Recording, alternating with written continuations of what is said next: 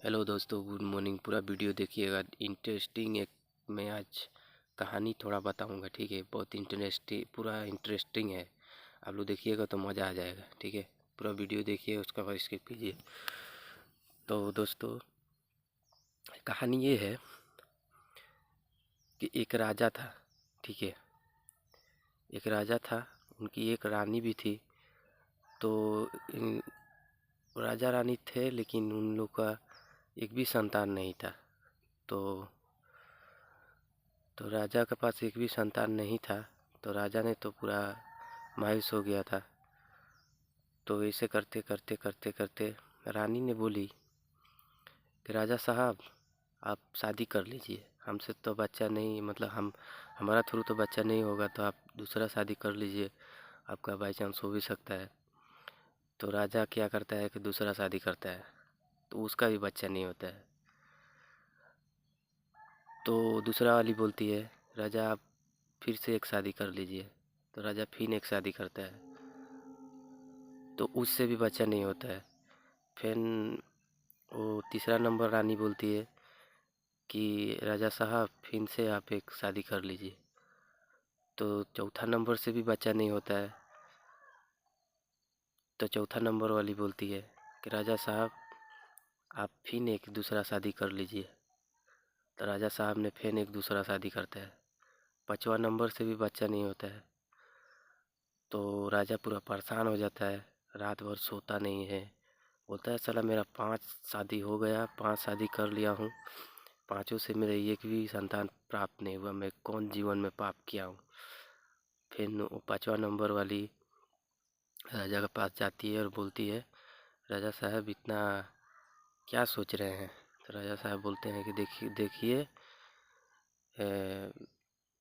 देखिए मेरा टेंशन बहुत है। मैं देखिए 5 शादी कर चुका हूँ, लेकिन एक संतान प्राप्ति नहीं हुआ। तो पाँचवा नंबर भी बोलती है कि राजा साहब आप शादी कर लीजिए, और एक देखिए बाई चांस देखिए अब भगवान का आशीर्वाद से हो भी सकता है। तो राजा ने बहुत ये हो के मायूस हो के शादी करता है। फिर एक 6 नंबर शादी कर लेता है, उससे भी बच्चा नहीं हुआ। अभी बताइए, 6 नंबर से भी बच्चा नहीं हुआ, बहुत चेष्टा कर चुका है, बच्चा नहीं हुआ। तो जाता है जंगल में, घूरते रहता है, घूरते घूरते जाता है, घूरते घूरते जाता है, पूरा परेशान हो जाता है। तो राजा ने बोला, फिर आया घूम घूम के, जंगल से घूम घूम के आया घर में आके सो जाता है, वो अलग सो जाता है। तो 6 नंबर वाली रात को जाती है पैर दाबने के लिए, पति का मतलब राजा साहब का।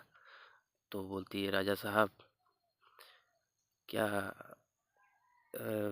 स्वामी क्या कोई प्रॉब्लम है। तो वो बोलता है कि नहीं कोई प्रॉब्लम नहीं है, आप जाओ सो जाइए आप। तो रानी साहब बोलती है कि देखिए आपका कोई प्रॉब्लम होने से आप बताइए हमको। पर राजा साहब बोलता है कि देखिए मैं पहला शादी किया तो नहीं संतान प्राप्ति हुआ, दूसरा किया नहीं हुआ, तीसरा किया नहीं हुआ, चौथा किया नहीं हुआ, पाँचवा किया, छठवा कर लिया, तब भी मेरा संतान प्राप्ति नहीं हो रहा। मैं अगले जन्म में क्या पाप किया हूँ। तो 6वां नंबर वाली बोलती है कि राजा साहब और एक आप शादी कीजिए, ये शादी कीजिए, आपका बच्चा होगा ही होगा। तो राजा साहब ने शादी कर लेता है, और एक सबका बात सुन के एकदम दिमाग लाश, बोलता है कब शादी नहीं करूँगा। फिर बोलता है तो शादी करता है। शादी करने के बाद 7वां नंबर, उससे भी बच्चा नहीं होता है, प्राप्त नहीं हुआ। ठीक है, तो राजा साहब मायूस होके अब अपना सब कुछ लेकर जंगल में निकल जाता है। जंगल में निकलने के बाद बोलता है कि अब मैं नहीं आऊँगा, मैं बहुत पाप किया हूँ, मैं अब सन्यास बन जाऊँगा, पूरा राजपाट सब छोड़ देता है। तो जंगल में जाता है, बहुत भीतर जंगल में जाता है, तो एक एक साधु मिलता है। ठीक है, और साधु बोलता है कि साधु के पास जाता है। तो साधु ने उसको बोलता है क्या बेटा क्या प्रॉब्लम है। तो राजा साहब बोलता है कि देखिए बाबा, मेरा तो बहुत प्रॉब्लम है। देखिए मैं 7 शादी कर चुका हूँ, लेकिन मेरा एक भी संतान प्राप्ति नहीं हुआ। मेरा इतना राजपाट है, कौन चलाएगा। तो तो वो पंडित ने एक सॉल्यूशन देता है, बोलता है कि तुमको लिए आपको लिए मैं एक सॉल्यूशन देता हूँ, आपका बच्चा नहीं हो रहा है तो आपका बच्चा होगा और सातों के सातों से एक एक पुत्र होगा।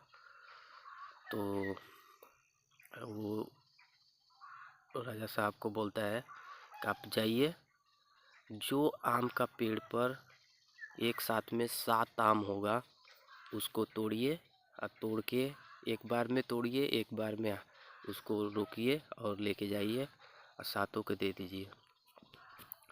तो वो क्या करता है, जाता है तो देखता है एक गाछ में, एक आम के गाछ में 7 आम रहता है, एक ही मतलब एक ही झोंक, मतलब एक ही उसका साथ में। तो सातों आम को तोड़ता है, तोड़ के सातों रोक लेता है, रोक के उसके बाद सातों आम ले जाता है, सातों अपना बीवियों को देता है। तो सातों खाती हैं और सातों को एक एक बेटा प्राप्त होता है, एक एक पुत्र प्राप्त होता है। तो राजा पूरा खुश हो जाता है और उसको संतान का प्राप्ति नहीं होता था, इसीलिए उसको 7 पुत्र हो गया। तो इसलिए हम मतलब वीडियो का मतलब यही है कि फल मिलता है, परिश्रम का फल देर से मिलता है। तो राजा इतना परिश्रम किया, सब कुछ खोने वाला था, फिर उसको 7 पुत्र का प्राप्ति हुआ। तो उसको कितना उसका राजपाट चलाने के लिए, ये भी एक संतान के लिए तरसता था, उसको 7 भगवान ने दे दिया। तो परिश्रम किया और सब्र किया तो मिला। ठीक है, जय हिंद जय भारत। और वीडियो को लाइक कमेंट शेयर कर दीजिए, अच्छा लगे तो वीडियो को फॉलो भी कर दीजिए। ठीक है, और वीडियो पूरा देख के जाइए।